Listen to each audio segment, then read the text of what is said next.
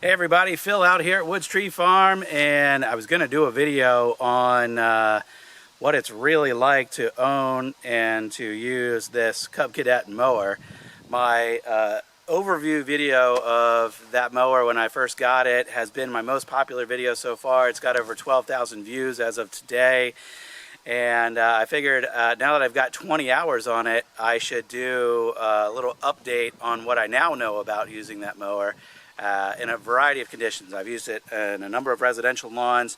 I've used it a heck of a lot out here at the farm, and you know, just general impressions of what I've done so far. I was actually just going to cut around the perimeter of this little section here and then fire up the camera, and while I was in the middle of that, I ran over some fencing that I left over in the grass a number of weeks ago, and I forgot about it, and it got all tangled up in the blades. So I've had to deal with that for the last, I don't know, 35 minutes or so.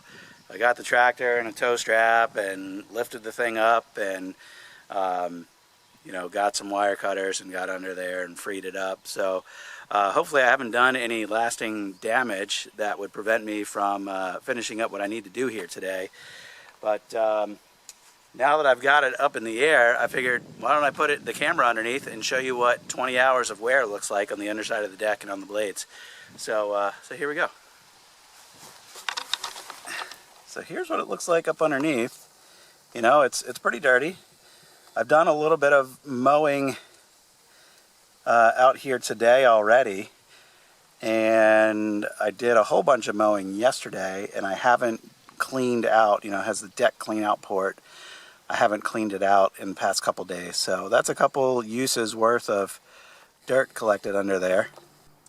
Yeah, so as far as the blades go with 20 hours of use, and keep in mind I'm using this in a majority out on a farm here, and I'm running over roots and sticks and occasionally a rock, or I've come across a couple of bits of cinder block and asphalt in different places. So this is actually my first time kind of closely inspecting the blades, and I don't think they look too bad.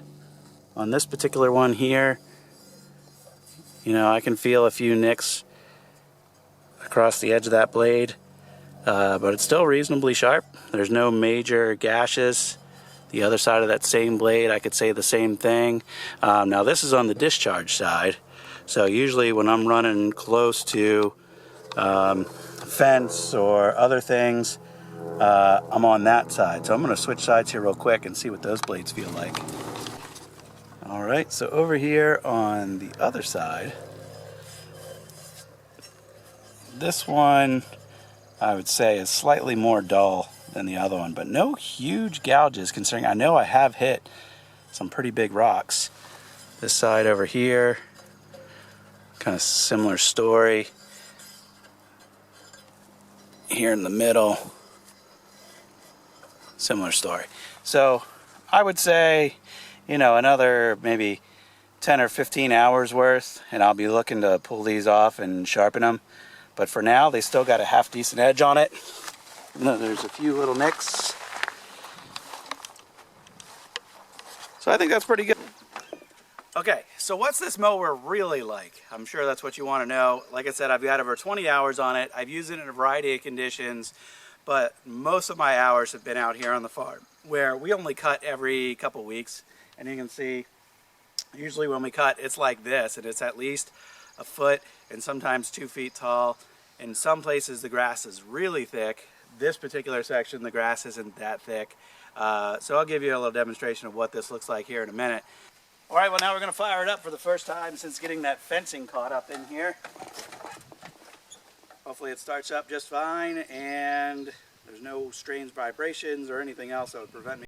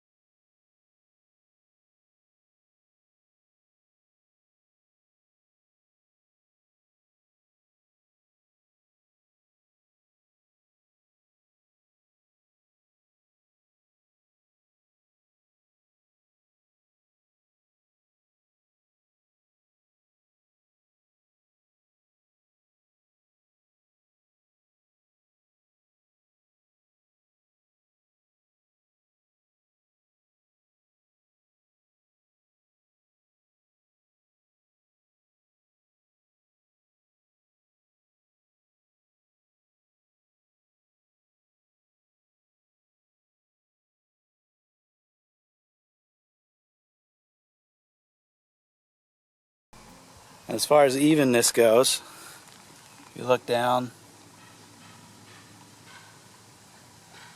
at the final cut,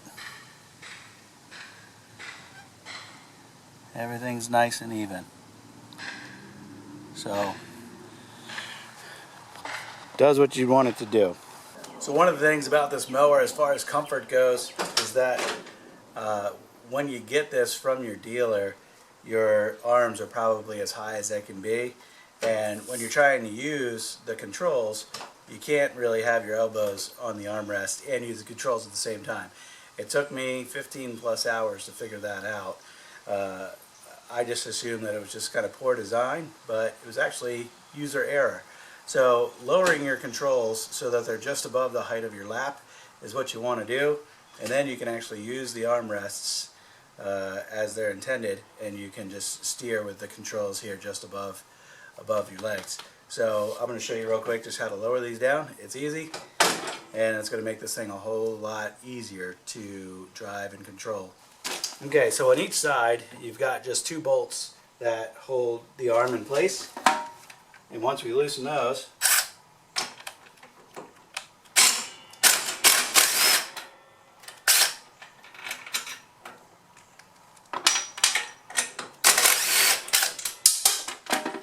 once that's out of the way, we can lower this down and put it where we want it.